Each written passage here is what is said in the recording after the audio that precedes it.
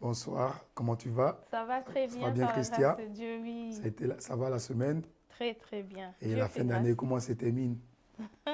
La fin de ce mois, ça se termine Ça se bien? termine très bien. Ok, En par tout la grâce cas, de on Dieu. rend grâce à Dieu. On a passé un bon mois de février, le mois de la paix. Amen, amen, amen, Hmm. amen. Et Et chez vous-même, ça va pasteur. par sa grâce. Comme la fin d'une chose vaut mieux que son commencement, on est là. Par la grâce de Dieu, on a eu une petite pause d'une semaine là. Voilà. Mais là, on reprend. Donc voilà, j'en profite pour saluer tout le monde. Là, vous êtes connectés. Je ne sais pas où vous êtes connectés. Je ne l'ai pas sur mon téléphone. En tout cas, soyez bénis abondamment. Vous êtes sur la bonne fréquence, la fréquence de l'esprit, où Amen. Dieu veut que nous soyons, c'est de parler, d'entendre parler de lui. Comme il a dit à Marthe, que Marie avait choisi la bonne part, être au pied du Maître. Et c'est là où nous voulons être. Et voilà Amen. pourquoi le programme s'intitule Dans les profondeurs de sa parole. Qu'est-ce que Jésus nous a enseigné quand il était sur cette terre? Vous savez, la parole d'un homme le représente. Et Amen. lorsque Jésus parle, il disait même en vérité, alors qu'il est la parole qui est la vérité. Et donc, c'est pour ça que nous sommes en train de faire une étude sur les profondeurs de sa parole, les enseignements de Jésus au travers des paraboles. Donc, vraiment, restez soyez connectés et ayez vos blocs-notes ou de quoi noter. Et assurément, vous n'allez pas repartir de la manière que vous êtes venu. Par la grâce de Dieu, avec l'assistance du Saint-Esprit, vous allez repartir avec une profondeur que vous n'avez pas eue avant. Amen. Amen. Amen, Voilà. effectivement. Et nous rendons vraiment grâce à Dieu parce qu'à chaque fois que nous nous retrouvons pour ce programme, le Oui, Seigneur nous amène vraiment dans ses profondeurs. effectivement. Et nous croyons que ce soir, sa grâce ne nous fera pas défaut. Non, non, non, non. Nous Non. comptons sur sa fidélité. Si, si, si, si. Voilà.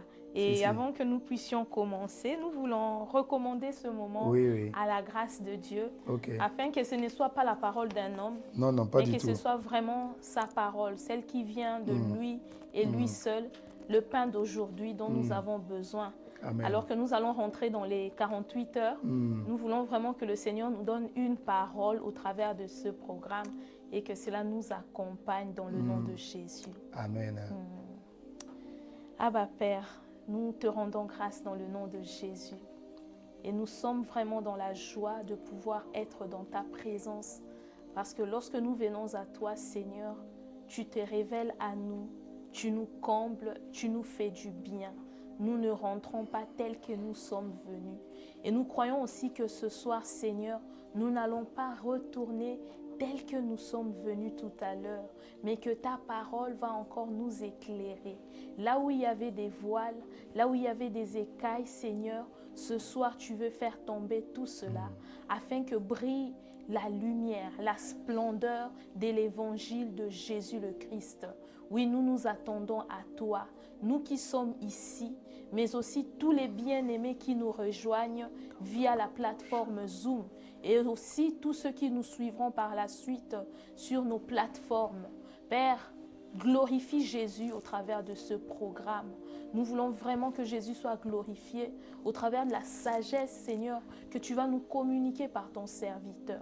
Nous nous attendons à toi dans le glorieux et précieux nom de Jésus que nous avons prié et rendu grâce. Amen. Amen. Amen. Amen. Gloire à Dieu. Gloire à Dieu. Donc vraiment, encore je dis bonjour à tous. Vous êtes les bienvenus, donc vous êtes sur la bonne fréquence. Amen. Donc partagez ce moment important. La parole est faite pour être partagée. Amen. Ne garde pas la parole pour toi seul. Partage aux bien-aimés qui sont autour. Partage à des frères. Il faut liker, mais il faut toujours surtout partager. Amen. Partager le lien sans retenue.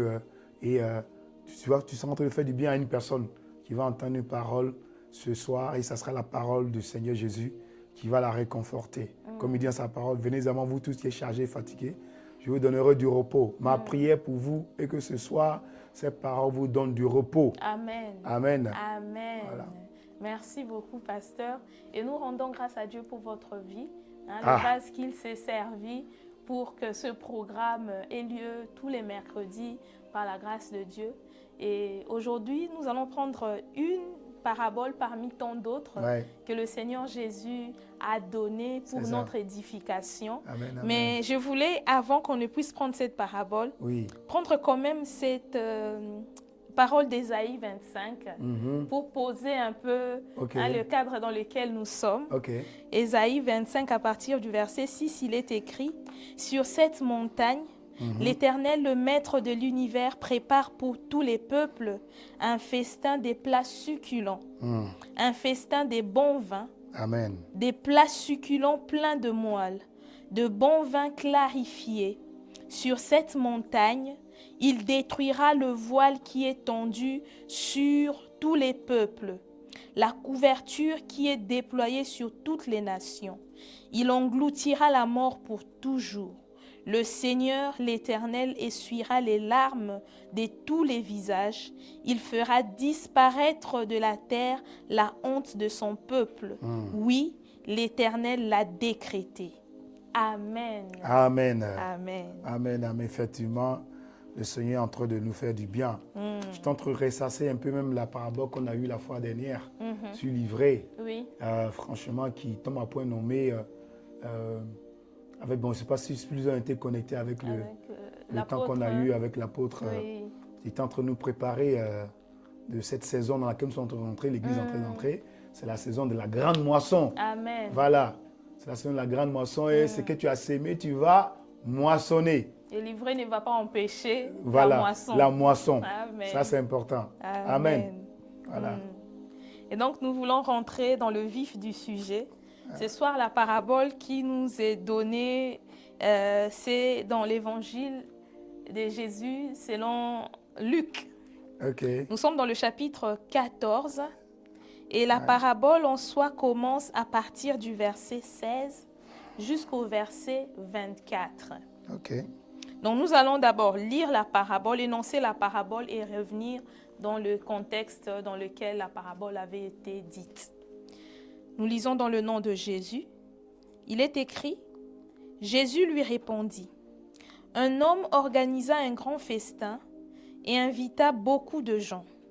À l'heure du festin, il envoya son serviteur dire aux invités, « Venez, car tout est déjà prêt. » Mais tous, sans exception, se mirent à s'excuser.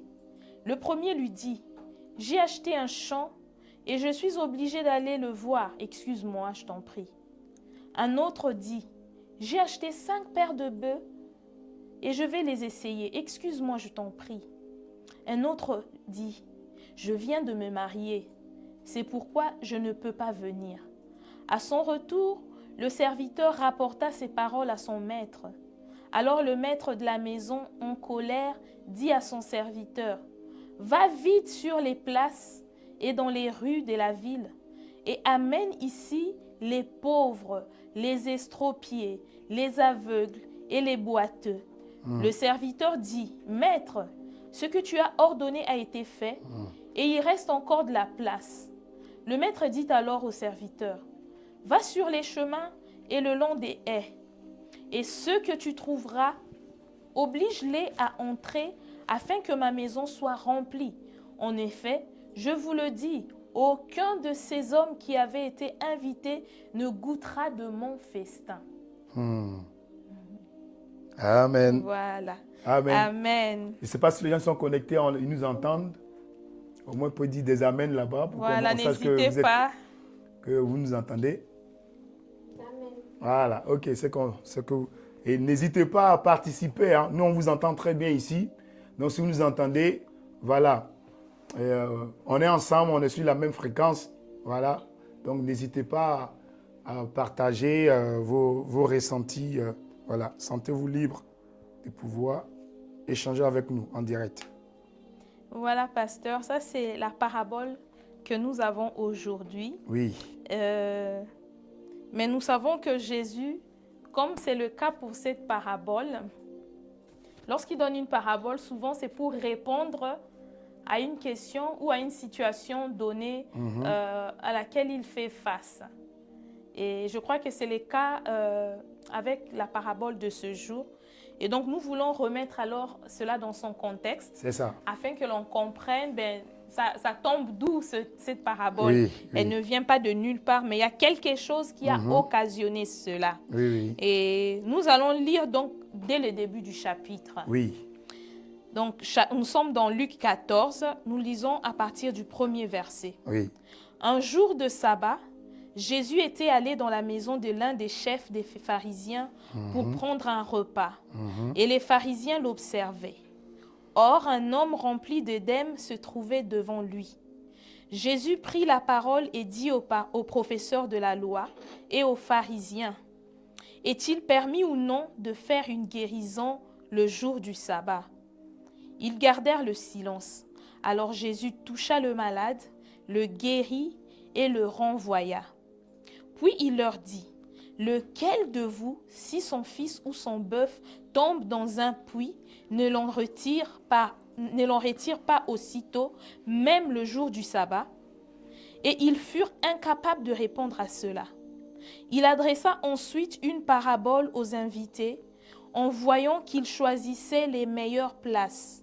Il leur dit, « Lorsque tu es invité par quelqu'un à des noces, ne te mets pas à la meilleure place, de peur qu'il n'y ait parmi les invités une personne plus importante que toi, et que celui qui vous a invité l'un et l'autre ne vienne te dire « Laisse-lui la place ». Tu aurais alors la honte d'aller occuper la dernière place. Mais lorsque tu es invité, va te mettre à la dernière place, afin qu'au moment où celui qui t'a invité arrive, il te dise « Mon ami, monte plus haut ». Alors tu seras honoré devant tous ceux qui seront à table avec toi. En effet, toute personne qui s'élève sera abaissée, et celle qui s'abaisse sera élevée. Il dit aussi à celui qui l'avait invité, « Lorsque tu organises un dîner ou un souper, n'invite pas tes amis, ni tes frères, ni tes parents, ni des voisins riches, de peur qu'ils ne t'invitent à leur tour pour te rendre l'appareil. Lorsque tu organises un festin, invite au contraire des pauvres, des estropiés, des boiteux, des aveugles, et tu seras heureux, car ils ne peuvent pas te rendre l'appareil. En effet, cela te sera rendu à la résurrection des justes. » Après avoir entendu ces paroles, un de ceux qui étaient à table dit à Jésus, « Heureux celui qui prendra son repas dans le royaume de Dieu. » Jésus lui répondit. Très bien. Voilà. Maintenant, on a vu le contexte. C'est important de prendre ça dans le contexte. Parce que Jésus était invité par un chef pharisien. Et quand tu regardes la situation, tu as l'impression que c'est un setup. C'est-à-dire qu'on l'a invité, mais en même temps, on le piège. Puisque il était invité, la Bible explique que tout le monde le fixait. Vous voyez, non? Donc, ce n'était pas une invitation de manière avec sympathie. Voilà, on est content que Jésus soit avec nous. Mais pour dire, ce gars-là, on l'a invité. On va voir qu'est-ce qu'il va nous faire. Qu'est-ce qu'il va faire ici? Qu'est-ce qu'il va nous dire ici? Comment il va se comporter? Voilà. Comment le piéger au fait? Vous voyez? Et donc, il était invité et il vient manger à la table. Mais il s'est fait que il se trouve là quelqu'un qui est malade. Et donc, du coup, il pose la question. Et qu'est-ce qu'on fait pour cet homme qui est malade? Est-ce qu'on a le droit de guérir cette personne du sabbat ou pas? Est-ce que si toi, tu as un animal, tu as un chevron ou quelque chose qui tombe dans un puits, est-ce que tu vas laisser la personne là et puis tu vas le dire, tu vas revenir plus tard? Est-ce que tu ne vas pas agir maintenant? Et donc, du coup, les gens le regardaient, ne sachant pas quoi dire. Il a compris qu'ils étaient embarrassés et il a guéri cette personne-là de cette maladie. Et il a continué à échanger. Et il a parlé un peu maintenant du royaume des cieux. Et là, il a appris. Vraiment, j'ai envie de dire que Jésus vraiment était beaucoup audacieux parce qu'il savait qu'on l'attendait au carrefour. Il savait qu'on attendait de lui pour pouvoir trouver un moyen de l'accuser. Mais il allait carrément, il allait vis-à-vis, il allait le confronter au fait.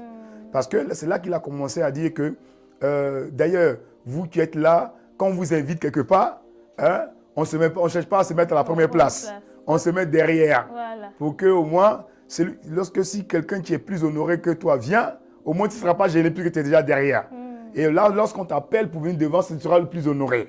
car celui qui veut s'élever sera abaissé et celui qui s'abaisse sera élevé. Mm. Waouh, il donne une leçon de morale. Voilà. Et il donne d'abord une leçon de morale à tous les participants, à Oui. tous les convives. Mm. Et il se tourne maintenant en vis-à-vis de De son, de- de de son la- hôte. l'autre qu'il a invité. Il lui dit, toi, quand tu invites quelqu'un, Quand tu n'invite organises, oui. pas tes amis. Mm. Quand tu fais un festin, Mm. tu veux bénir les gens, ne bénis pas ceux que tu sais qu'ils peuvent te bénir en Béni retour. C'est ce qu'il est en train de dire. Oui. Ouais, non? Mm. Donc, ça rejoint cette parole que Jésus dit. Si tu fais du bien seulement à ceux qui te font du bien, est-ce que les païens ne font pas autant de plus que ça? Voilà. Donc, il est en train d'expliquer que quand on fait le bien, on doit faire le bien de telle manière qu'on ne s'attend à rien en retour. Amen. Vous voyez? Mm. Parce que si tu fais le bien pour qu'on puisse te faire pareil, c'est ce qu'il est expliqué, ça sert à quoi? Vaut mieux faire le bien aux personnes, tu sais qu'ils ne peuvent pas te faire pareil. Donc, il parlait des démunis, il parlait des pauvres, il parlait des, voilà, De tous ceux qui sont handicapés physiques, voilà, handicapés physiques, voilà, qui sont dans le besoin. Donc, il est en train d'expliquer que quand on donne, on doit donner de une attitude pour ne pas avoir quelque chose en retour. Et donc, le festin que tu es en train de faire là, est-ce que tu t'attends en retour que aussi tu es invité aussi pour un autre festin? quelque part. Voilà. Donc, il donne cette leçon de morale là. Et puis, il explique que, voilà, et le fait de donner sans attendre quelque chose de retour, c'est une bénédiction et que tu hérites du royaume. Exactement. Et là, maintenant, vient, je crois, à partir du verset 13, l'un d'eux fait une analogie. Oui. L'un d'eux déclare une parole. Il reprend la parole là, parce que c'est là qu'on va prendre pour creuser. Reprend la parole de celui qui a rebondi Voilà. lorsque Jésus a conclu ce point-là. Donc là, on est arrivé au verset 15. Après avoir entendu ces paroles, Oui. un de ceux qui étaient à table dit à Jésus, Heureux celui qui prendra son repas dans le royaume de Dieu. Voilà. Il est en train de dire, heureux celui qui va prendre son repas dans le royaume de Dieu. Mais quand tu regardes, quand tu lis vite, tu as l'impression qu'il est en train de dire que c'est une bonne phrase au fait. Il est en train de dire, c'est un acte de foi. Parce qu'il dit heureux. Heureux. C'est un acte de foi. C'est un acte d'aspiration qu'il aimerait bien prendre, faire partie de ceux qui vont... Ben non. Au fait, ce qu'il est en train de dire ici, il parlait de lui, au fait. Il parlait d'eux. Que nous sommes heureux parce que nous, on va prendre part du royaume des cieux. Vous voyez, non? Et c'est là maintenant que Jésus, pour lui dire, mais tu n'as pas bien compris. Regarde comment ça se passe. Parce que ils savent qu'il faut comprendre que selon Jean chapitre 1 au verset 12, verset 11, il nous dit que Jésus est venu vers les siens, mais les siens ne l'ont pas reconnu, ils ne l'ont pas reçu. Donc, en d'autres termes, ils l'ont rejeté. OK? Et donc, Jésus était venu pour les Juifs, premièrement. Donc, c'est pour ça qu'on l'appelle le Messie. Le Messie, le Sauveur. OK? D'ailleurs, c'est pour ça que même l'attitude des disciples, ils s'attendaient à un gouvernement, donc ils s'attendaient à des postes ministériels. Voilà, sur place, pour pouvoir déloger les Romains, afin que la terre revienne au peuple juif. Voilà, qu'ils gouvernent le territoire du peuple juif. Exactement. Donc, voilà un peu le contexte dans lequel ils étaient. Et donc, quand cet homme a dit que heureux, et il dit heureux celui qui sera, qui va manger, célébrer dans le royaume des cieux, il faisait allusion à eux, au fait. Il faisait allusion que eux, ils sont les privilégiés. Et ils sont les personnes qui sont choisies. Et c'est là maintenant que Jésus introduit. Et non, il le disait ça de manière avec arrogance. De manière qu'il était trop sûr de lui. Voilà. Parce qu'il n'a pas aspiré à devenir. Il a dit heureux. Tu peux reprendre encore, heureux. Heureux celui qui prendra son repas dans le royaume de Dieu. Heureux celui qui prendra son repas dans le royaume de Dieu. Et c'est le verset 13, hein? 15. Dans la version Parole de vie, il dit, en entendant ces paroles, l'un de ceux qui sont à table dit à Jésus, il est heureux celui qui prendra son repas dans le royaume de Dieu. Vous voyez? Et là, maintenant, Jésus lui répond par cette histoire. Donc, lui répond, en fait.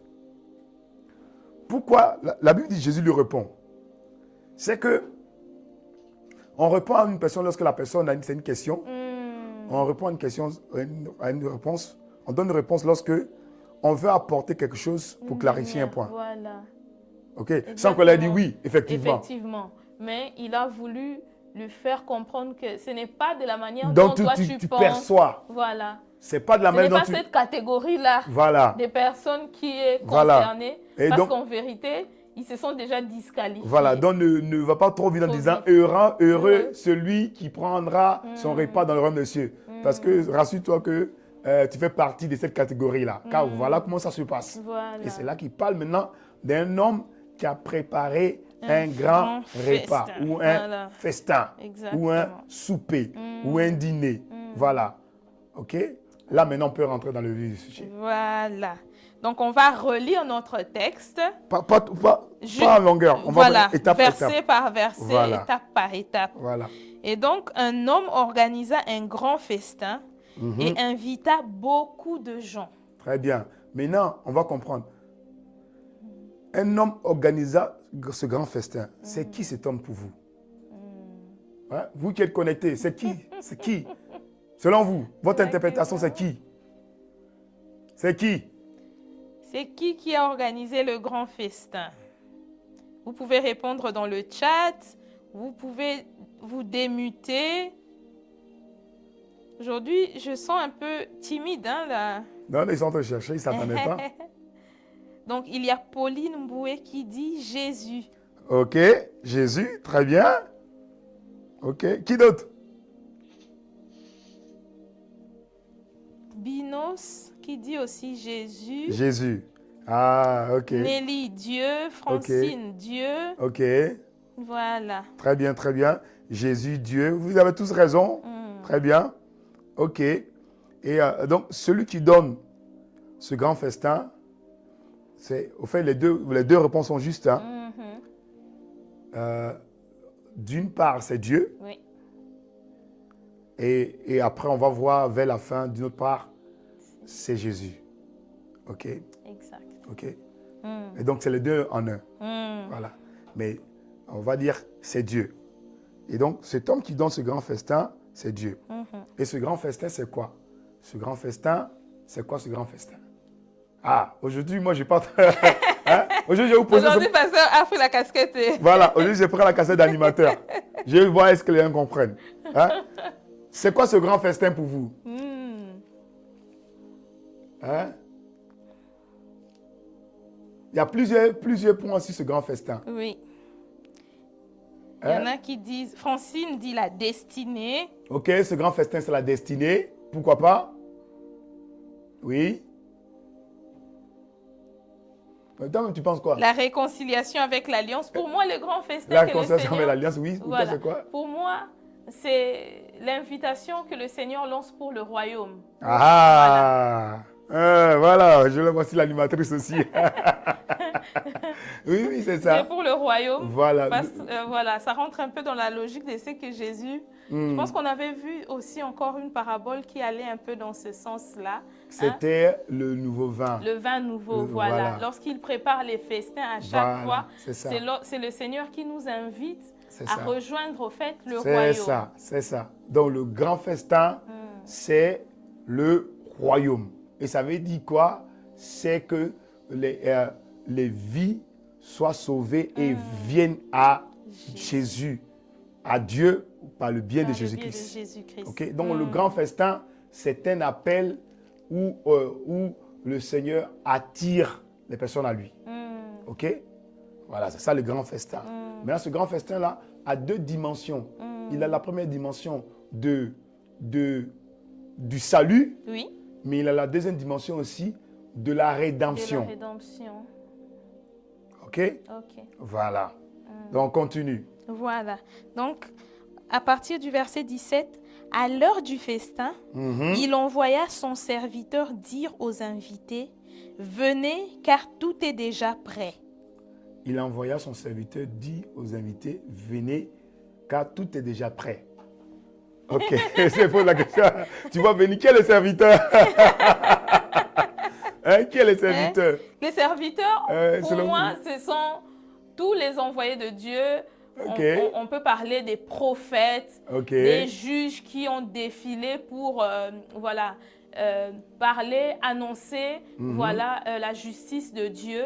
Et particulièrement pour les temps de la fin, c'est donc ce moment où le Seigneur annonce que le royaume est déjà là. Oui. Vous pouvez venir. Oui. Ce que vous avez cherché depuis, c'est Oui. maintenant arrivé à vous. Voilà. Alors, saisissez-le. Ok, très bien. Donc, il annonce que, son serviteur annonce que tout est déjà prêt. C'est ça? Tout est déjà prêt. Moi, la question que je me pose, pourquoi ce n'est pas le maître qui a dit que tout est déjà prêt, mais plutôt le serviteur qui a dit que tout est déjà prêt? Parce que le Seigneur, il parle par ses serviteurs. Ok. Lui, il est le Seigneur, c'est lui le boss, donc il envoie toujours ses serviteurs pour aller annoncer ses desseins, ses projets. Et dans ces cas précis aussi, donc, il a envoyé ses serviteurs pour annoncer à ses convives que le festin est déjà prêt. Très bien. Quand tu vois, la Bible dit que dans le verset 17, à l'heure du repas, il envoie son serviteur. Donc, à l'heure du repas, il envoie son serviteur. Et donc, c'est qui envoie son serviteur? C'est le maître du grand repas. C'est l'homme qui a préparé le grand repas qui envoie son serviteur à l'heure du repas. Donc, le serviteur ne savait pas l'heure du repas. L'heure du repas, non. C'est celui qui prépare le grand festin qui savait l'heure du repas.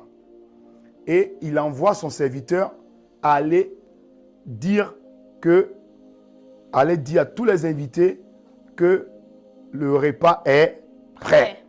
Venez maintenant, c'est prêt. Donc, quand vous voyez le premier point, il dit d'aller dire aux invités que le repas est prêt. Il n'a pas dit d'aller inviter les invités. Non. Il dit d'aller dire aux invités. Ça veut dire que on les avait déjà invités. Voilà, qu'il y aura des festins. Voilà. Ils avaient déjà reçu une carte d'invitation. Ils avaient déjà reçu un courrier. Ils avaient déjà reçu une annonce, une notification qu'ils sont invités. OK? Et donc, quand on parle des invités, on parle des personnes pour lesquelles le festin est destiné en priorité. Exactement. Initialement. Voilà. OK? Et donc, du coup, dès que c'était prêt, et c'est le maître seul qui savait l'heure à laquelle c'était prêt, il envoie maintenant ses serviteurs. Bon, que c'est prêt. Les serviteurs, c'est les hommes de Dieu. Mais les serviteurs, c'est aussi le Seigneur. C'est aussi le Seigneur. Le serviteur, c'est aussi les anges moissonneuses. Rappelez-vous de la parabole du livret. Il dit que lorsque le temps de la moisson viendra, je dirai aux anges moissonneuses d'aller d'abord. Vous voyez, non? D'aller arracher le livret, de l'attacher et de le jeter au feu. Et de d'amasser son blé dans le grenier. OK? C'est toujours la même fête là. Oui. OK? Voilà. Mais lorsque c'était la préparation de la fête, ici, on est dans la fête. Dans la fête déjà. Voilà. OK? Et donc, il faut comprendre que, bien aimé, vous qui êtes connectés, il faut comprendre que le serviteur, hein, c'est toute personne que Dieu utilise pour envoyer des personnes au salut. Pour les sauver. OK? Exactement. OK? Et celui qui initie cela, c'est le Seigneur, l'Esprit. C'est le Saint-Esprit. Amen. Qui te conduit à aller annoncer la bonne nouvelle. Aller partout dans le monde, annoncer la bonne nouvelle. Prêcher la parole de l'Évangile. OK? Celui qui croira sera sauvé. Et se fera baptiser. Celui qui ne croira pas ne sera pas sauvé. OK? Et donc, il dit ici, dans ce premier point ici que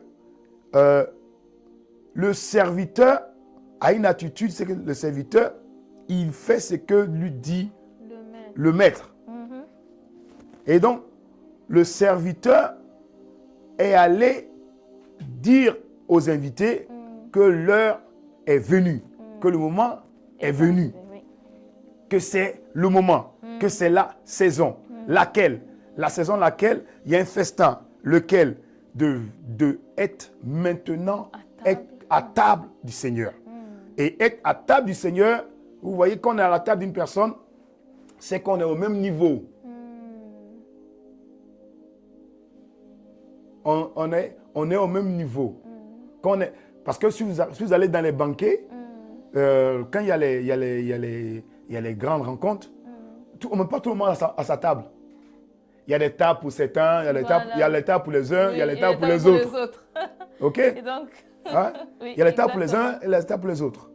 Mais quand on te met à ta table, ça veut dire que On te lève au on niveau. te lève à un niveau. Voilà. Et ça, c'est le niveau de la réconciliation. Est-ce que vous me suivez? Amen. Hein? Est-ce que quelqu'un me suit là-bas? Amen. Voilà. Et donc, c'est ça. Et donc, les serviteurs, ils ne connaissent pas l'heure, mais ils vivent dans l'obéissance de annoncer.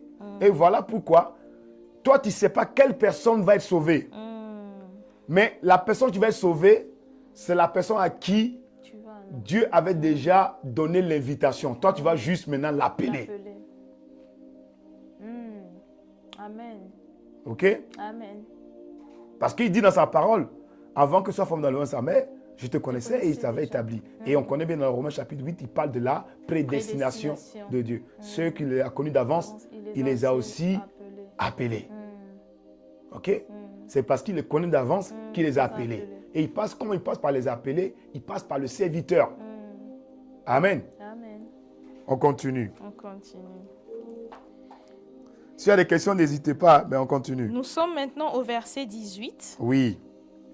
Mais tous, sans exception, Ah, se mirent à s'excuser. la partie qui donne des mots de tête.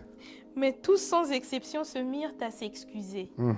Le premier lui dit, j'ai acheté un champ et je suis obligé d'aller le voir. Excuse-moi, je t'en prie. Verset 19. Un autre dit, j'ai acheté 5 paires de bœufs et je vais les essayer. Excuse-moi, je t'en prie. Oui. Un autre Le troisième. dit, je viens de me marier. C'est pourquoi je ne peux pas venir. Très Voilà. bien. Regarde Nous ce avons que les Jésus, 3 cas de il a figure. 3 cas de figure.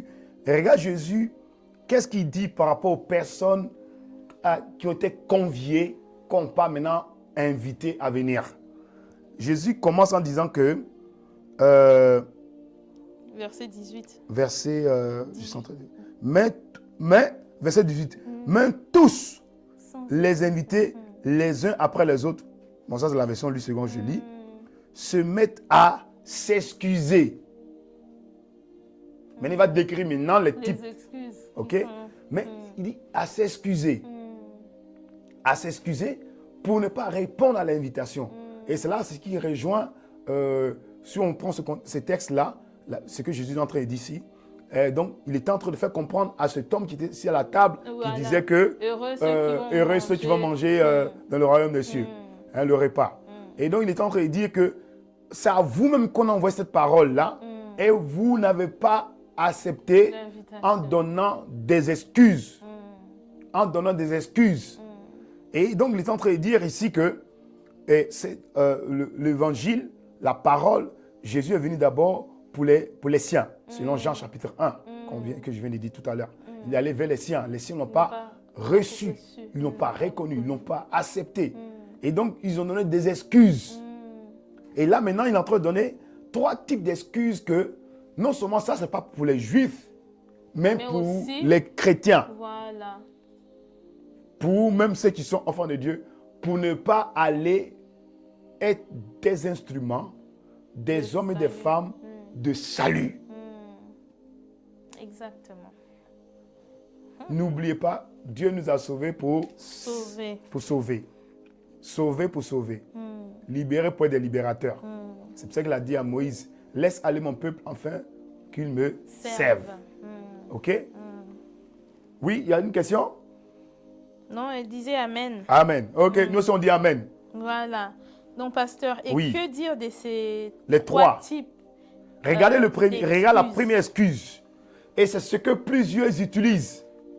Et ça rejoint encore la parabole du semeur. Mais je ne vais pas arriver là-bas. Non, miséricorde. Hein? La première excuse, regarde le premier. Tu peux le lire. Le premier, qu'est-ce qu'il a dit? J'ai acheté un champ J'ai acheté un champ. et je suis obligé d'aller le voir. D'aller le voir. J'ai acheté un champ, je suis obligé d'aller le voir. Tu as déjà vu quelqu'un qui peut acheter un champ sans l'avoir vu? Hein? À moins qu'il soit naïf. Ah oui. Le marché se conclut sur terrain normalement. Comment on achète un champ, on n'a pas vu? Bien sûr, avant de l'acheter, on l'a vu d'abord. Personne n'achète un terrain Et puis, sans l'avoir vu. Le voir plus tard. Et d'ailleurs, même si tu vas le voir, on te parle d'un souper. Donc ça veut dire que c'est une activité en fin de journée. Avec quel instrument vas-tu connaître l'état de ton champ la nuit? Vous voyez? Ok? Donc il dit qu'il donne des excuses, mais ce sont des excuses farfelues au fait. Oui. Et la première excuse que beaucoup donnent, c'est celle-là. On va décortiquer, mais on prend d'abord les trois premiers. Deuxième excuse. Oui. J'ai acheté 5 paires de bœufs et je vais les essayer. Mhm. Deuxième excuse, j'ai acheté 5 paires de bœufs et je vais les essayer. Est-ce que parce qu'il faut comprendre que acheter une paire de bœufs, Ça, c'est pour labourer les c'est pour labourer le champ. C'est comme de nos jours aujourd'hui, acheter une voiture. Ou un tracteur, ou une Ou voiture. acheter un tracteur. Qui achète une voiture sans l'essayer? Bon, là, si tu fais ça quand tu as arnaqué. Hein? Tout le monde teste le véhicule. Parce qu'il dit acheter une paire de bœufs, ça veut dire que ces bœufs-là n'ont pas grandi dans son pâturage. Non. Ok? Il allait les prendre quelque part, ils étaient déjà en activité. Donc on peut parler d'un véhicule de deuxième De main. deuxième main, voilà. Voilà. Et il en a acheté 5. Il en a acheté 5 paires. 5 paires. 5 paires de bœufs. Donc il ne peut pas le prendre 5 paires de bœufs sans connaître les productivités. Sans connaître les productivités. La moindre des choses avant que tu achètes 5 paires de bœufs, c'est que tu connais plus ou moins la productivité de ces bœufs-là. Voilà pourquoi tu en as pris 5 paires. Tu t'es renseigné auprès du précédent Oui. propriétaire. Donc, si on met ça dans notre contexte actuel, c'est comme tu peux acheter des tracteurs de deuxième main. La moindre des choses, c'est que tu les as essayés. Tu les as essayés. Et puis, encore, même chose que le contexte du premier. Oui. C'est pas la nuit que tu vas essayer les tracteurs. C'est pas la nuit que tu vas essayer les paires de bœufs. C'est en plein jour. Vous voyez un peu comment ça se passe? Donc, le premier lui dit qu'il a acheté un champ. OK? Qu'il va aller, il va voir le champ. OK? Le second, il a acheté 5 paires de bœufs, il va les essayer. Regardez le troisième. Je viens de me marier, c'est pourquoi je ne peux pas venir. Je viens de me marier, c'est pourquoi je ne peux pas venir. Alors que logiquement, quand quelqu'un vient de se marier, c'est là même une bonne opportunité d'aller montrer à sa femme, à ses amis, dans un buffet, Banquet, dans un banquet, dans un festin. C'est là, et d'ailleurs, le festin il est gratuit, il a été offert. Voilà une bonne opportunité de venir passer de bons moments avec ton épouse puisqu'il n'a pas encore des enfants. Vous voyez? Et donc, encore pareil, des excuses qui ne tiennent pas la route. Justement, c'est parce que tu es marié que tu as une bonne opportunité de venir passer un dîner avec ta femme, avec ta nouvelle épouse, là. Et d'ailleurs, et même si tu es marié, tu n'es pas en train de te marier. Donc la femme, elle est à toi. Voilà. Elle est à toi. Et étant donné que tu as déjà reçu l'invitation, que tu as accepté, oui. Et qu'on te dit maintenant que c'est le moment. Il n'y a rien qui t'empêche d'honorer cela. OK? Donc, on voit ici que c'est pour ça que Jésus a dit, il donne des excuses. OK? Les excuses. Et c'est quoi ces 3 types d'excuses ici que Jésus nous fait relater ici? et que beaucoup de chrétiens utilisent. La première excuse, c'est l'excuse du champ. J'ai acheté un champ. OK? C'est l'excuse des affaires. Oui. J'ai acheté un champ. Je vais le voir. OK? Le deuxième, c'est l'excuse du travail. Je vais aller essayer. Ça se rejoint avec un peu avec le premier. OK? Les soucis de la vie. Et le troisième, c'est la famille. C'est la famille. Jésus est en train de nous dire que la plupart du temps, il y a trois domaines qui viennent à chaque fois prendre la première place dans le cœur des chrétiens. Et beaucoup de chrétiens tombent dans ce piège-là. Si tu as acheté un terrain, n'est-ce pas Dieu qui t'a accordé la grâce d'acheter ce terrain?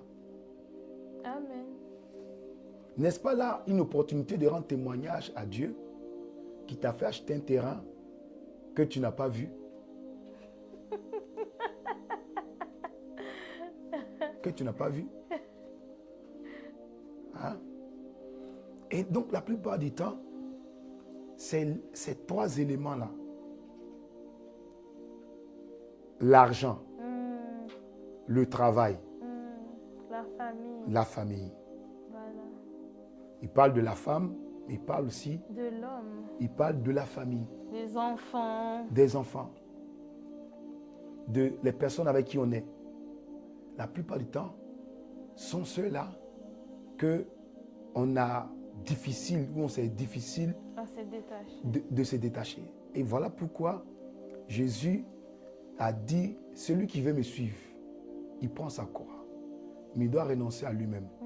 Il doit renoncer à ses parents, à sa femme, à ses enfants, à son travail. Ça veut dire quoi? Ça ne veut pas dire qu'il faut arrêter de travailler. Non. Ça veut dire simplement que Jésus doit prendre la première place. Amen. Au-dessus de toute autre chose. Et que ces excuses-là ne tiennent pas par rapport à l'appel, par rapport à l'offre que te donne le Seigneur. L'offre que te donne le Seigneur. Oui. Beaucoup de chrétiens, ils ont reçu l'invitation. Ils ont reçu l'invitation. Mais quand il arrive l'heure d'aller annoncer la bonne nouvelle, ben c'est ça. D'être maintenant des témoins, de venir participer. Parce qu'ils sont conviés. Ils ont été déjà invités. Maintenant, c'est l'heure d'aller maintenant partager. Ils refusent. Ils refusent. Ils sont retenus par les soucis de la vie. Soucis de la vie. Par comme on appelle encore, par l'envie de réussir. Le confort familial. Toutes ces choses-là. Alors que Dieu ne veut pas que tu te sépares de cela. Mais Dieu veut qu'il ait la première place dans ton cœur. C'est ce qui s'est passé avec le jeune riche. Qui a dit, vends tous tes biens et suis-moi. Oui. Et il n'a pas pu parce que la Bible dit que cet homme était extrêmement riche. Et c'est ce qui se passe beaucoup dans nos vies quotidiennes avec le Seigneur. On donne tout le temps des excuses. Là, moi, je suis en train de parler. Il y a plein qui sont connectés là, mais avec beaucoup d'excuses. D'excuses pour ne pas faire ce qu'ils doivent faire. Tu sais que Dieu a un appel. Parce que la Bible explique que ce passage explique que ils avaient été conviés. Dieu a un grand appel dans ta vie. Dieu t'a appelé à être un instrument de gloire. Dieu t'a appelé à être la lumière, à être le sel. Dieu t'a appelé à être ce qu'il veut que tu sois dans le couloir qu'il a prévu pour toi. Amen. Mais à chaque fois que Dieu te dit, le moment est prêt, ce moment est arrivé, je ne suis pas prêt. Oh, je ne sens pas encore. Moi, je dis chaque fois, si tu attends que tu sois prêt avant de te lancer, tu ne seras jamais prêt. Amen. Tu ne seras jamais prêt. Il y a beaucoup qui pensent qu'avant de rentrer dans le ministère, il faut que d'abord, ils aient une onction plus, avant de se lancer dans le ministère. Et tu ne seras jamais prêt. Parce que tu vas regarder à toi, au fait, ce qui se passe. Tu vas regarder à ta condition. Tu vas regarder à toi. Tu vas regarder à ta capacité. Alors que tu ne dois pas te baser sur ta capacité, tu dois te baser sur la capacité de Dieu. Parce qu'avec lui, tu peux tout faire. Rien n'est impossible à lui. Si tu lui fais confiance, Dieu a la capacité de faire l'impossible possible. Amen. Est-ce que vous me suivez? Amen. Et donc, ce texte nous amène de sortir des excuses. Amen. De sortir des excuses. Ces excuses-là nous empêchent de pouvoir glorifier le nom du Seigneur dans notre vie. Ces excuses-là, et au contraire, non seulement qu'elles nous empêchent, mais met en colère Dieu à notre égard. Amen. Parce que qu'est-ce qui s'est passé? C'est parce qu'ils ont refusé. La Bible dit que le maître de ce buffet-là s'est mis en colère. Il s'est mis en colère. En parlant de ça, pasteur, est-ce qu'on peut, entre-temps, jeter un œil sur la même parabole, maintenant selon Matthieu? Selon Matthieu. Ah, mais ça c'est encore long là-bas, ça va là-bas. Mais ok, je ne sais pas quel point tu veux donner. Parce qu'il y a quand même, à ce niveau-là, oui, il y a d'autres éléments que Matthieu fait intervenir, mais que l'on ne retrouve pas chez Luc, par exemple. Ok, vas-y. Merci. Vas-y. Donc là, nous sommes dans Matthieu 22, Matthieu ceux 22. qui nous suivent. Ok, je prends ma Bible. Et c'est dès le premier verset que commence la parabole. Oui. Et je vais prendre à partir du verset 4. Il est écrit, il envoya, verset 3. Il envoya ses serviteurs appeler ceux qui étaient invités aux noces. Oui. Mais ils ne voulurent pas venir. Ils ne voulurent pas venir. Et donc, en vérité, les excuses là, ce n'est pas parce que ils ont vraiment quelque chose à faire, c'est parce qu'ils ne veulent pas venir. Voilà. Et donc, une excuse, c'est une manière de pouvoir se dédouaner. Voilà, un maquillage. Un maquillage. Et c'est la même chose qui s'est passée dans le jardin d'Éden. Vous vous rappelez, lorsque Adam a mangé de l'arbre de la connaissance du bien et du mal, et puis on a demandé, Dieu lui demande, as-tu mangé de l'arbre que je t'ai défendu de manger? Au lieu de dire oui, il dit, c'est la femme que tu m'as donnée. Excuse. Ce n'est pas ma faute, c'est elle. C'est l'excuse. Et pareil, Ève aussi a dit, c'est le serpent qui m'a séduit. Donc, ça veut dire que moi, j'étais de bonne foi, mais c'est parce qu'il m'a séduit. Alors, ça tenait comme moi. Oui, je n'allais pas faire. Et donc, c'est les excuses. Donc, du coup, ils ont refusé. Alors que la Bible explique, on comprend bien que lorsque Adam a mangé de l'arbre de la cause, il savait ce qu'il faisait. Et il était là pendant que les serpents parlaient. Voilà, il était là quand Ève était en train de manger. Et donc, ce n'était pas excusable au fait.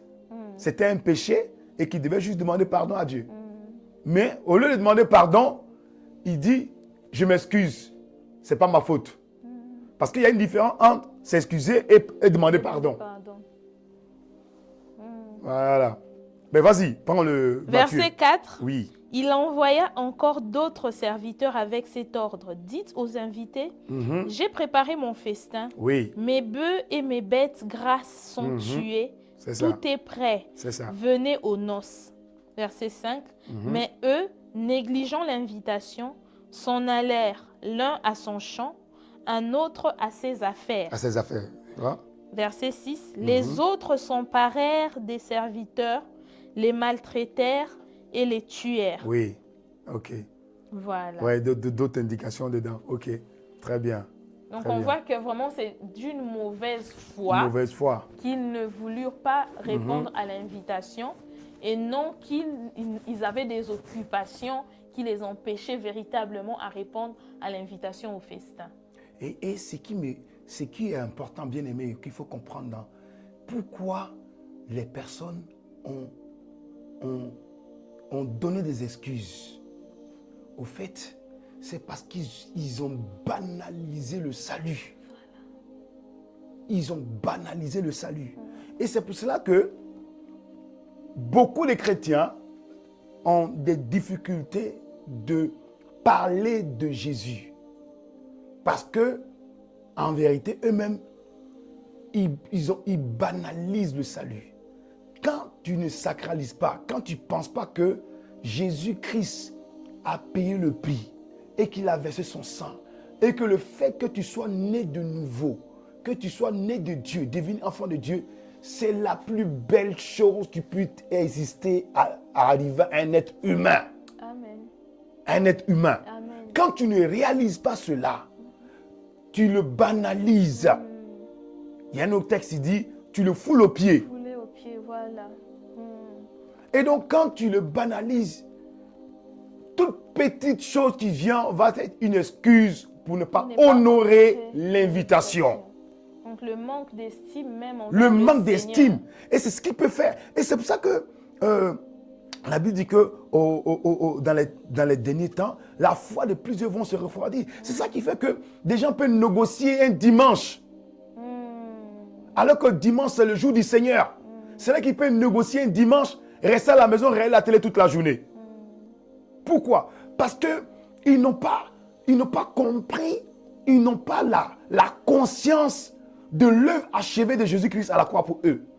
Ils n'ont pas conscience du prix que Jésus a payé pour eux et ils n'ont pas conscience du trésor, de la grâce, du privilège d'être devenus enfants de Dieu. Amen. Et donc, quand ils n'ont pas la conscience, qu'est-ce qui se passe? Tout ce qui se passe à l'oreille, ils peuvent donner comme substitut pour dire, ah, je ne peux pas. Dimanche, j'ai travaillé toute la samedi, on a fini tard, ce dimanche, je me repose. Mais tu oublies que lundi, tu vas partir, même si tu es fatigué. Alors que les pieds que tu prends pour aller au travail, là, ces pieds-là ont reçu l'énergie qui vient de celui que la Bible dit, il est celui qui est venu vous te donner la vie et la vie en abondance. Amen. Amen. Et la grâce que tu as pour aller au travail, de faire ce que tu es en train de faire, tu oublies que c'est le Seigneur qui t'a donné la sagesse, la grâce. Quand il dit, qu'est-ce que tu as reçu que tu ne t'as pas donné? Pas de Dieu. Qu'est-ce que tu as reçu? Mais c'est la banalisation. Et la banalisation vient du fait que c'est la mauvaise compréhension de ce que Jésus a fait à la croix.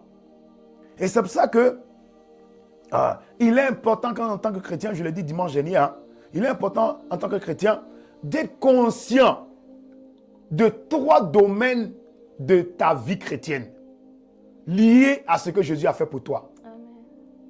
D'être conscient de comprendre pourquoi Jésus est venu sur la terre. Pourquoi Jésus est venu.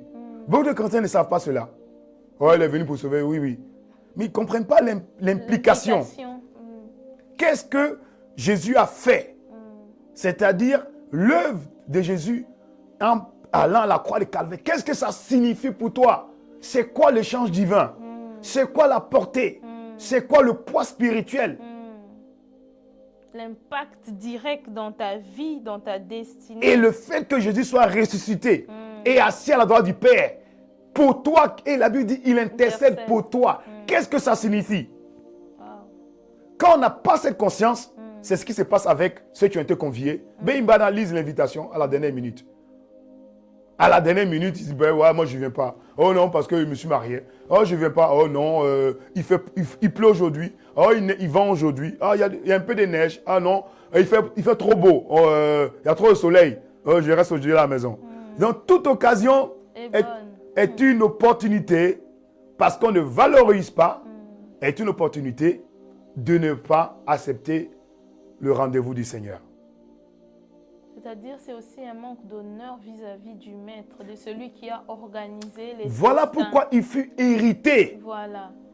Il fut hérité. Parce qu'il n'a pas juste organisé un lunchbox. C'est un festin.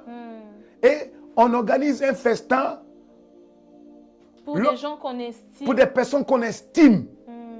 Pour des personnes qu'on honore. Pour les personnes que l'on veut élever à son niveau. Qu'on veut élever, qu'on veut l'amener au même rang. Voilà. Vous voyez, non? Pour les personnes qu'on dit, pour les faire comprendre qu'on est vraiment ensemble. Oui. Et que on fait partie de la même famille, au fait. Voilà. Vous voyez? Voilà. Donc, quand il offre un festin coûteux, vous me suivez? Personne ne fait un festin qui ne va pas le payer, qui ne va pas lui prendre beaucoup d'argent. Oui, c'est bœufs, c'est bêtes grasses. Voilà. Donc, il a pris les meilleurs. Il a pris les meilleurs de son troupeau. Mais c'est pour ça qu'on parle d'un festin. Est-ce que vous me suivez? Hein? Vous qui êtes connectés, est-ce que vous me suivez? Voilà, si vous me suivez, dites-moi Amen. Ou mieux mettez les cœurs, je ne vois pas les cœurs. Hein? Voilà. Donc, il parle d'un festin. Et donc, plusieurs banalisent le salut. Plusieurs banalisent le fait d'être sauvé. L'implication de cela à l'égard. Donc, quand on n'est pas conscient par rapport à ça, qu'est-ce qui se passe? Quand on est convié dans la main du Seigneur, parce que à chaque fois qu'on vient dans la main du Seigneur, c'est une invitation qui vient de la part de Dieu. Amen. C'est le jour du Seigneur. C'est une invitation qui vient de la part de Dieu. Mais quand on bâcle, ce n'est pas juste qu'on est en train de bâcler le programme du culte ou bâcler le programme d'une église. Non, c'est l'invitation de ton Seigneur que tu es en train de bâcler. Le maître de ce programme-là qu'on est en train de bâcler. C'est ça. Oui, parce qu'il a dit, ça. c'est lui qui vous accepte, c'est lui qui vous accueille, il m'accueille. Il m'accueille. Voilà. C'est lui qui vous rejette, m'a rejeté. Il m'a rejeté. Voilà. Et donc, c'est ça, ce premier point-là. Et donc, voilà les trois éléments. C'est le travail, l'argent, la famille, ou la femme, ou les émotions, ou tout ça. Voilà. Voilà les trois choses-là. Qui, à chaque fois, les gens sont prêts à oublier le Seigneur. À sous-estimer l'importance qu'a Dieu dans ta vie. Dieu demande être la première place. Mais c'est toujours la première chose que le chrétien a tendance à sacrifier sur l'échelle des valeurs, au fait. Oui. Quand on met sur une échelle des valeurs, ben, la priorité, s'il y a une activité, entre guillemets, qu'ils peuvent vite faire sauter, c'est aller au culte, répondre à l'invitation du culte. Oui. Répondre au rendez-vous de prière de la semaine. Quelqu'un a un anniversaire, il ne vient pas à l'église. Donc quand je dis ça, moi, je n'ai pas de problème que vous ne venez pas à l'église. Franchement, pas pour moi. Non, sincèrement, il ne faut pas que quelqu'un se sente visé. Le pasteur, non. Franchement, pas pour moi, mais c'est pour vous-même. Amen. C'est pour vous-même. Parce que la parole qu'on écoute, c'est pour soi-même, en fait. C'est pour vous-même. Voilà. Ça montre à quel niveau as-tu placé ton Seigneur.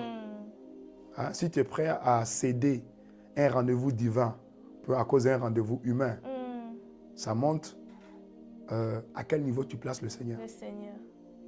Vous me suivez, non? Amen. Voilà. Wow. Donc voilà les trois premiers. Les trois premières raisons. Et c'est ça qui fait que beaucoup de chrétiens ne peuvent pas expérimenter le festin du Seigneur. Et là, nous avons vu aussi que le maître, il est en colère et je crois que vous avez abordé un peu déjà ce point-là. C'est ça. Parce que ce sont des personnes qu'il a estimées, il n'a pas invité tout le monde. La preuve, c'est que maintenant, il va se rabattre sur des personnes qu'il n'avait pas considérées en premier lorsqu'il a lancé ses cartons d'invitation. C'est ça. Maintenant, on y rentre. C'est là qu'il va parler de la parole de Deutéronome qui dit voilà. Vas-y. À son retour, le serviteur rapporta ces paroles à son maître. Alors le maître de la maison, en colère, dit à son serviteur, là nous sommes de retour dans Luc. Oui, c'est ça. Va vite sur les places et dans les rues de la ville et amène ici les pauvres, les estropiés, les aveugles et les boiteux. Le serviteur dit, maître, ce que tu as ordonné a été fait. Très bien. Donc, regarde, il avait un festin et ceux qui ont été conviés n'ont pas répondu à l'invitation. OK? Et donc, qu'est-ce qui se passe? Le maître, maintenant, demande d'aller où? Dans la rue. OK? Donc, aux alentours. Et il dit d'inviter les pauvres, les estropiés, les boiteux, les infirmes, etc. Pour les faire venir. Et il allait les chercher, le serviteur allait les chercher, et il y a une particularité, c'est que quand le serviteur est revenu, il dit, il y a encore de la place. Voilà. Il y a encore de la place. Et donc, qu'est-ce que ça veut dire? Ça veut dire que dans la main du Seigneur, il y a la place pour tout le monde. Et puis encore, ça veut dire quoi? Ça veut dire, quand il dit d'aller chercher les boiteux, il parle des gens qui sont malades, etc. Ça veut dire que la maison du Seigneur, c'est un hôpital. Ok? C'est un hôpital. Voilà pourquoi c'est pour ceux qui sont chargés et fatigués. Et il y a la place pour tout le monde. Il y a la place pour tout le monde. Et ça veut dire que dans la maison du Seigneur, tout le monde, il n'y a pas de limite en ce qui concerne la place que Dieu a réservée pour chaque enfant de Dieu dans sa maison. Amen. Et c'est pour ça qu'il est important de voir, quand on rentre, quand on vient, que le Seigneur nous donne une église, une maison. C'est de ne pas chercher à savoir est-ce qu'on a sa place. On a déjà sa place. Amen. La question qu'il faut poser, c'est qu'est-ce que tu fais maintenant de là où tu es? Tu n'as pas bien chercher ta place pour avoir la place. Tu commences à servir, tu commences à faire ce que tu dois faire, tu commences à aider, ainsi tu verras la place que tu as. Donc le fait d'être là, il y a une place pour toi. Il y a une place pour toi. S'il n'y avait pas de place, tu n'allais pas venir. Et donc j'ai envie de dire, c'est parfois les ruses du malin qui amènent les gens à se poser la question, oh, je n'ai pas ma place dans telle église, je n'ai pas ma place dans tel lieu, de chercher une autre place quelque part. Vous devez savoir que si Dieu vous envoie dans une église, dans une maison, dans une famille, c'est qu'il y a la place. Rappelez-vous de la parabole, la parabole où le Seigneur a envoyé les disciples, c'était dans Jean chapitre 10. Il a envoyé ses disciples 2 à 2 pour aller annoncer la bonne nouvelle, c'est les 70.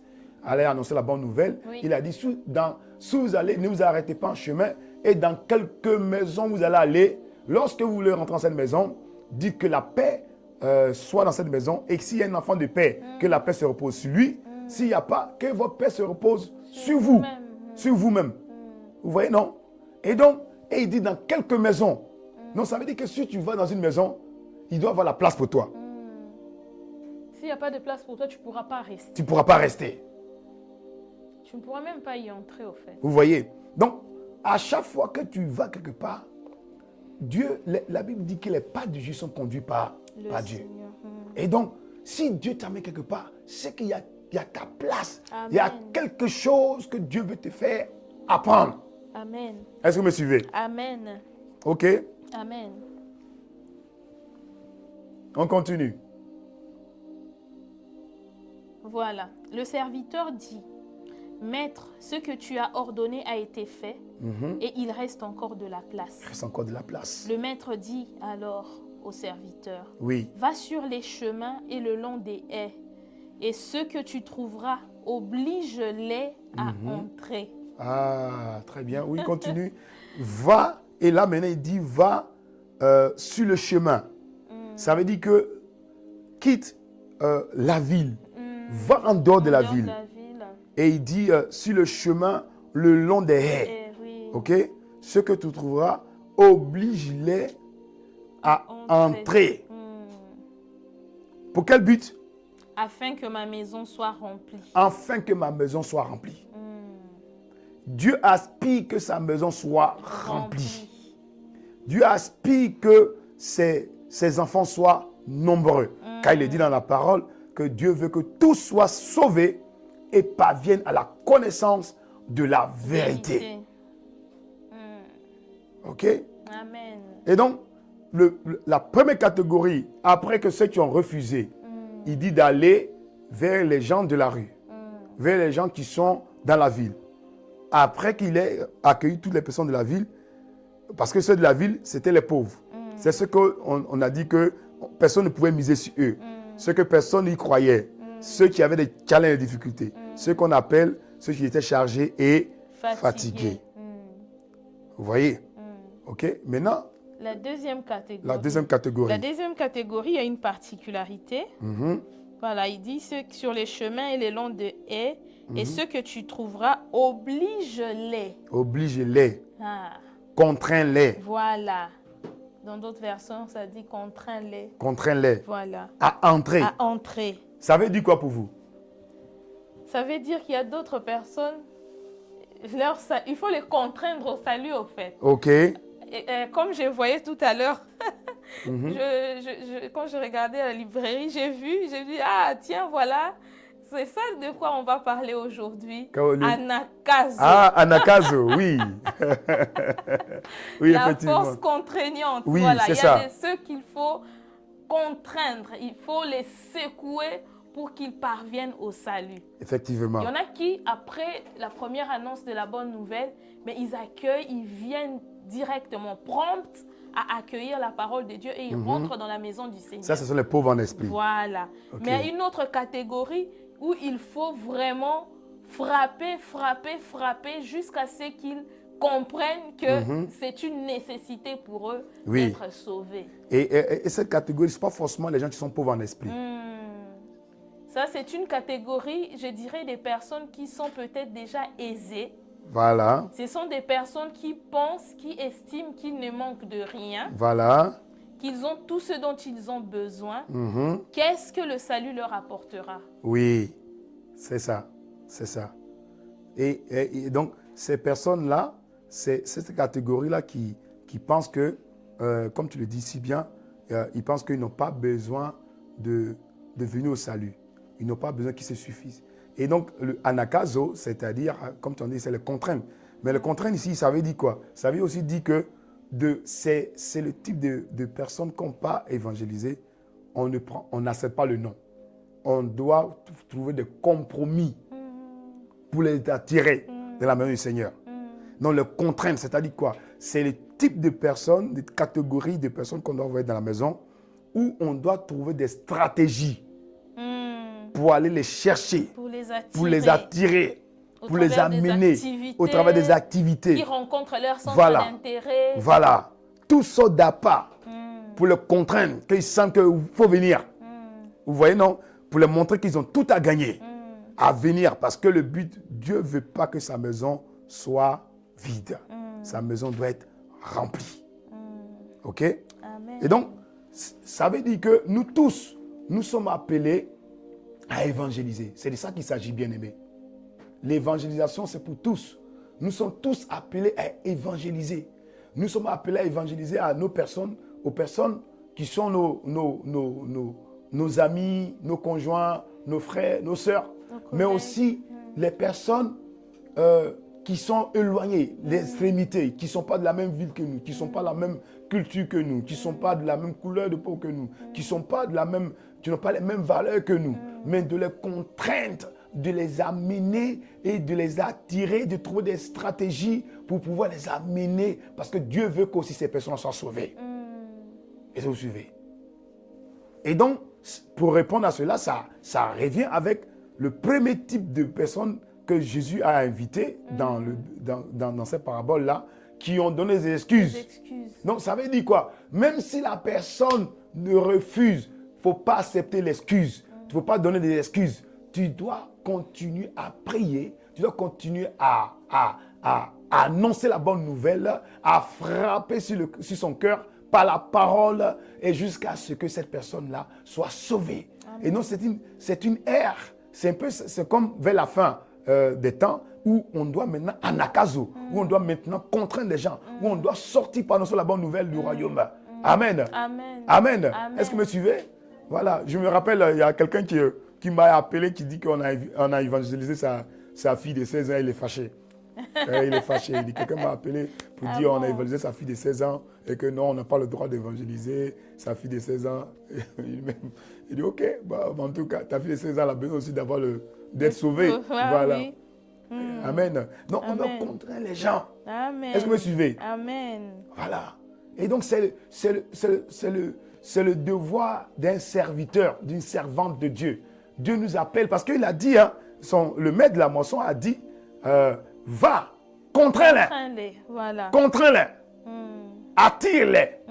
Amène-les. Oblige-les. Oblige-les à venir. Donc, il y en a, pour qu'ils soient sauvés là, c'est un akazo. Il faut les contraindre. Tes enfants, parfois, pour les amener à Christ, tu n'as pas besoin de dire, voilà, ça va aller, ça va être un moment, tu tapes la table, tu dis, c'est bon maintenant, tout le monde rentre à l'église. Allez, voilà.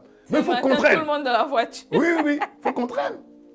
Amen. Garde au retardataire. Tout le monde à l'heure à l'église. Amen. Alléluia. Il faut contraindre les gens. Il faut contraindre. Amen. Il faut contraindre.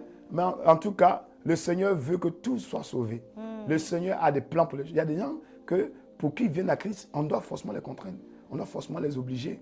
Parce qu'ils ne voient pas encore la grâce, ils ne voient pas le potentiel, ils ne voient pas la lumière qui sont prêts à devenir en fait. Ok? Et c'est pour ça qu'il ne faut pas désespérer. C'est pour ça qu'il ne faut pas se décourager. Voilà. Donc je m'adresse à quelqu'un, si tu es en train tu veux la conversion de ton mari ou de ton épouse et que tu as l'impression que tu as tout fait mais ça ne va pas, ne te décourage pas. Amen. Ok? Amen. Qu'une sœur me dise amen, qu'un frère me dise amen. Ne te décourage pas. Si tu es en train d'évangéliser tes parents ou ta famille et tu as l'impression que tu heurtes un mur, ne te décourage pas. Amen. Ne désespère pas. Amen. Amen. Amen. Tu vas finir par y arriver. Amen. Si tu ne te relâches pas. La grâce de Dieu va continuer à travailler et le cœur de Pierre va devenir un cœur de chair au nom de Jésus. Amen. Amen. Amen. Gloire à Dieu. Pasteur, nous arrivons à la fin de cette parabole. Elle est tellement enrichissante, bénissante.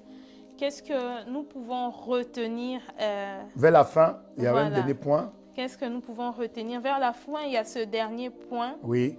où le Seigneur déclare en effet, je vous le dis, aucun de ces hommes qui avaient été invités ne goûtera de mon festin. Voilà. Vous voyez, Jésus donne ici un indicateur. Il dit, aucun des hommes que j'ai invités ne goûtera de mon festin. Donc ça veut dire que c'est lui qui est en train de préparer le festin.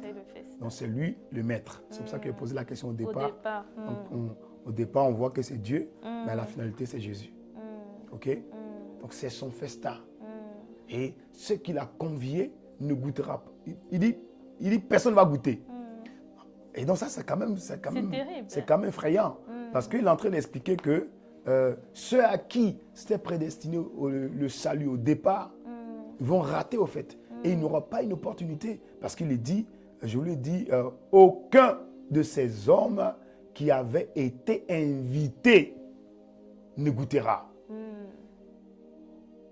Donc il ne leur donne même pas l'opportunité. L'opportunité de goûter. Il dit de goûter. Ne goûtera. Non, même pas de rester à sa table, mais non, de goûter. De goûter. Un petit peu. C'est pour cela que... Et tout ça à cause de quoi? À cause des excuses. À cause des excuses. Oui. Romains chapitre 12, verset 1 nous dit de s'offrir comme des sacrifices vivants, qui est pour nous un culte raisonnable. On doit s'offrir à Dieu. Moi, j'ai compris que beaucoup, si vous voyez, c'est ces trois catégories de personnes qui ont refusé la des excuses, c'est parce qu'ils étaient égocentriques. Ils ne pensaient qu'à eux. Parce que tout était sur eux. J'ai acheté 3 paires. Ça, c'est moi. J'ai un champ. Je vais aller voir. Je me suis marié. Je vais aller voir. Je peux pas. Je peux pas. Et donc, le Seigneur nous interpelle que de nos jours, nous devons avoir une autre manière, une perspective différente à l'égard de notre Seigneur. De ne pas le chercher avec un intérêt personnel, avec une idée de recevoir. Beaucoup de chrétiens faiblissent dans la foi parce qu'ils viennent avec la pensée de recevoir et non de donner, et non de s'offrir. De s'offrir. Parce que si c'est la perspective de donner, de recevoir de Dieu, c'est très facile de dire que de trouver une opportunité pour arrêter de faire ce que tu vas faire. C'est là que tu vas voir quelqu'un qui dit je ne reçois pas. Je reçois. Mais tu n'es pas venu seulement pour recevoir. Tu es venu pour donner. Quand même, la manière que Dieu t'a donné. Il veut aussi que tu donnes. Que tu donnes de ton temps. Que tu donnes de ton trésor. Que tu donnes de ta communion. Que tu donnes de ton cœur. À qui? À lui. Dans quoi? Dans ce qu'il est en train de faire. Est-ce que vous me suivez? Hein? Voilà. Moi, je ne veux pas passer pour juge. Hein? Mais en tout cas, je prie pour vous que là, on est en train de rentrer par la grâce de Dieu, rentrer dans le mois de mars. Mais que le mois de mars, là, soit pour vous un mois de réveil. Amen. Un mois où vous allez vous tenir debout. Amen. Et que vous allez arrêter de dire je veux recevoir, mais moi pour donner. Amen. Et parce que la saison du mariage que le peuple avait annoncé, la saison du mariage, c'est la saison de donner. Et la saison de donner, c'est la saison de multiplication. Donc, pourquoi il n'y a pas de multiplication? Parce qu'on veut que recevoir. Mais c'est la saison de donner. Donc, qu'on sorte des excuses. Qu'on sorte des excuses. Parce que mon papa n'a pas fait ça, mes parents n'ont pas fait ceci, parce qu'ils n'ont pas fait telle étude. Non, c'est des excuses. Il n'y a rien que tu as reçu de la part de Dieu qui peut être ébranlé à cause de ta vie passée. Il n'y a rien. La Bible dit, on connaît bien ce texte, 2 Corinthiens chapitre 5, verset 17, on connaît bien ce texte-là. Moi, j'aime bien tout repartir ce texte-là, il est important. C'est un texte de base. Il dit, si quelqu'un est en Christ, si quelqu'un est en Christ, c'est une nouvelle création. Les choses anciennes sont passées. Voici, toutes choses sont devenues nouvelles. Donc, ce qui est en toi là, c'est Christ. Amen. Quand tu es en Christ, il n'y a rien qui peut être fait dans ton passé. Qui peut avoir le dessus sur ton présent et dicter ton avenir. Amen. Donc, arrêtons les excuses. Amen. Parce que je n'ai pas fait l'université. C'est un mensonge. Ce n'est pas ça qui va te bloquer. Amen. Parce que mes études, c'était difficile. Ou parce que j'ai été abusé. Oui, personne ne se réjouit que tu sois abusé. Mais dès que tu es rentré en Christ, les choses ont changé. Amen. Dès que tu as accepté Jésus, les choses ont changé. Amen. Dès que tu as accepté le Seigneur, un autre amour qu'on appelle l'amour du Seigneur vient remplir ton cœur. Amen. La Bible dit que Dieu a répandu son amour de manière abondante, je rajoute même de manière exagérée sur notre cœur. Amen. Par son esprit. Par son esprit. Amen. Amen. Par son esprit. Donc, lorsqu'on a Jésus, on a tout eu. Amen. On a tout eu. On n'a pas besoin d'avoir quelque chose d'autre encore. Bien au contraire, maintenant on doit donner. Bien au contraire, c'est maintenant qu'on doit donner. Parce qu'on a tout eu. Parce qu'il faut comprendre que tant que tu n'as pas compris que tu as tout eu, tu seras toujours dans la pensée de recevoir. Tu veux encore recevoir plus. Tu veux encore plus. Tu veux encore plus. Et dès que tu as l'impression que tu ne reçois plus. Non, oui, il y a ça. Mais dès que tu es arrivé, tu te trouves dans un carrefour où tu dois donner, tu dis non, tu n'as pas reçu, tu n'es pas prêt. Tu n'es pas prêt à donner. Et donc, tu n'es pas prêt à donner. Tu n'es pas prêt à donner. Mais dès que tu penses que tu as, dès que tu sais que tu as, ça te met dans la posture de pouvoir donner. Parce que tu ne peux pas donner si tu n'as pas reçu. C'est que tu n'as pas. Est-ce que vous me suivez? Amen. Hein? Voilà pourquoi il est important de sortir des excuses. Ma prière pour vous, que le mois de mars là, que vous arrêtez d'avoir des excuses. Qui est ça qui vous empêche de pouvoir éclore, de pouvoir être illuminé, de pouvoir être des panneaux de signalisation, de pouvoir être des instruments dans la main du Seigneur. Tout ça, c'est des excuses. Et Jésus a expliqué que ces excuses-là ne tiennent pas la route. Dieu vaut mieux que ça. Amen. Dieu a plus de la valeur que ce que vous donnez comme excuse. Que ce soit le travail, que ce soit le mariage, que ce soit les enfants, que ce soit, rien ne doit prendre le dessus sur Jésus. Amen. Rien ne doit prendre le dessus sur la parole. Amen. La parole doit être au-dessus parce que c'est elle qui a créé toutes choses. Amen. Est-ce que vous me suivez? Amen. Est-ce que vous me suivez? Amen. Hein? J'attends pas vos amens.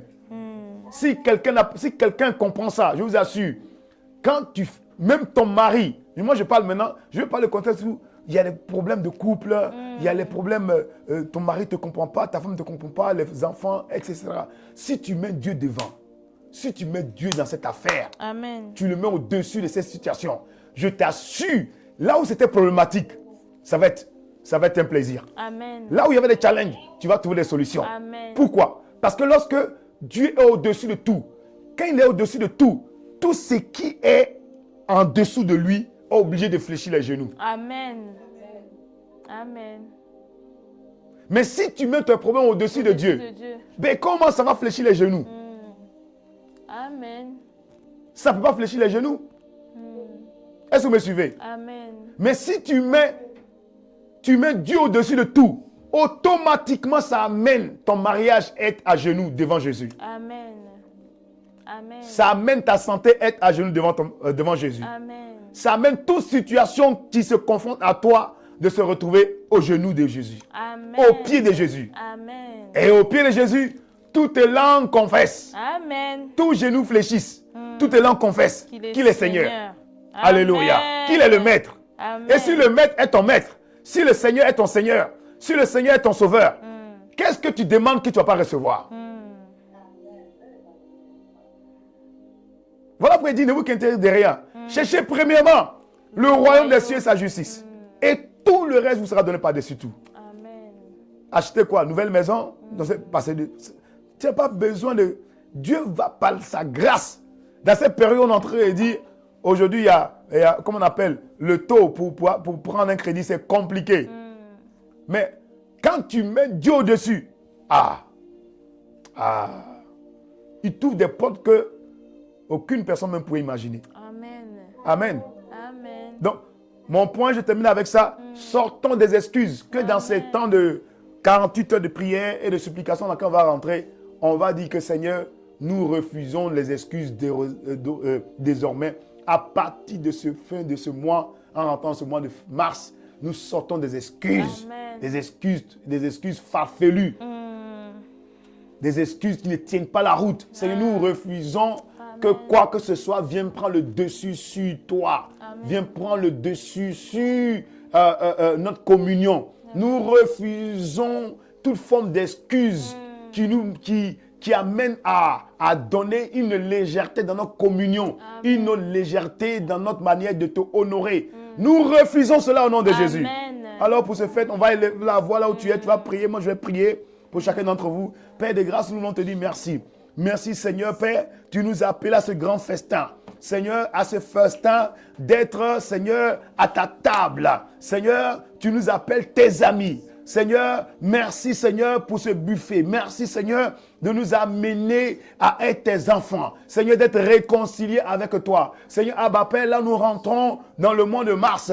Seigneur, nous accorde la grâce de sortir de toute forme d'excuses qui nous empêchent de nous déployer, qui nous empêchent de révéler la grâce, le potentiel, les objectifs que tu as mis, les dons que tu as mis en nous. Seigneur, d'être tes instruments, des instruments pour sauver, d'annoncer la bonne nouvelle du royaume. Seigneur, de guérir les cœurs brisés. Seigneur, nous prions ce soir, accorde à mon frère, à ma soeur, en présentiel ou connecté là où est, ou tous ceux qui vont faire la rediffusion sur YouTube, Père, de prendre, Seigneur, cette décision de sortir des excuses, ces choses qui nous enchaînent, ces choses qui nous gardent encore, Seigneur, dans nos vieilles manières de vivre. Seigneur, nous voulons te faire confiance.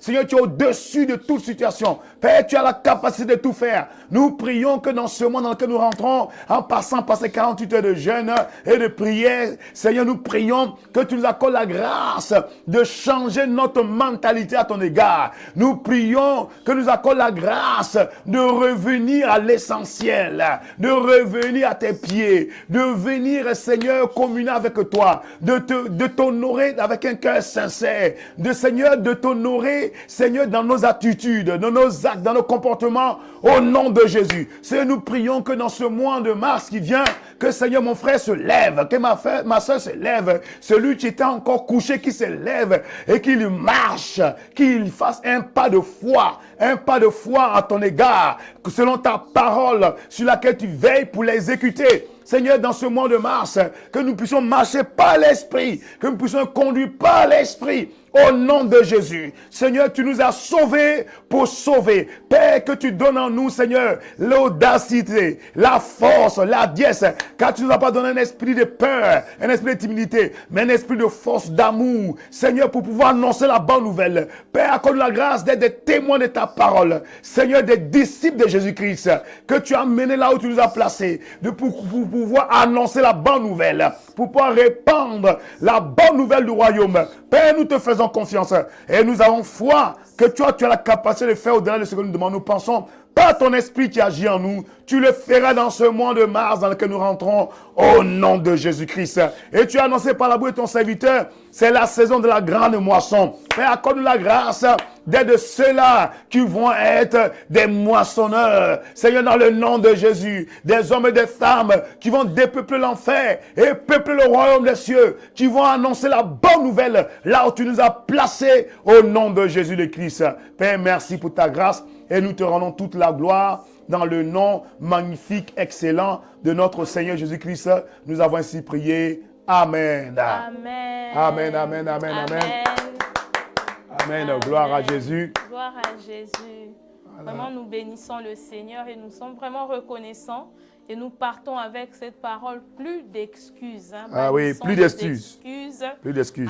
Afin que nous soyons ces instruments que le Seigneur va utiliser en cette saison Amen. de la moisson. Amen, et amen. sur ce, nous vous souhaitons une très bonne soirée Voilà. et très bonne saison de 48 Petite heure de prière, de feu. de feu, Voilà. hein, dans la présence du Seigneur. Amen. Et par sa grâce, on se retrouve le mercredi prochain. Mercredi prochain, par sa grâce. Soyez bénis. God bless you. Amen. Voilà. Restez connectés sur la bonne fréquence. Peace. Peace. Soyez bénis.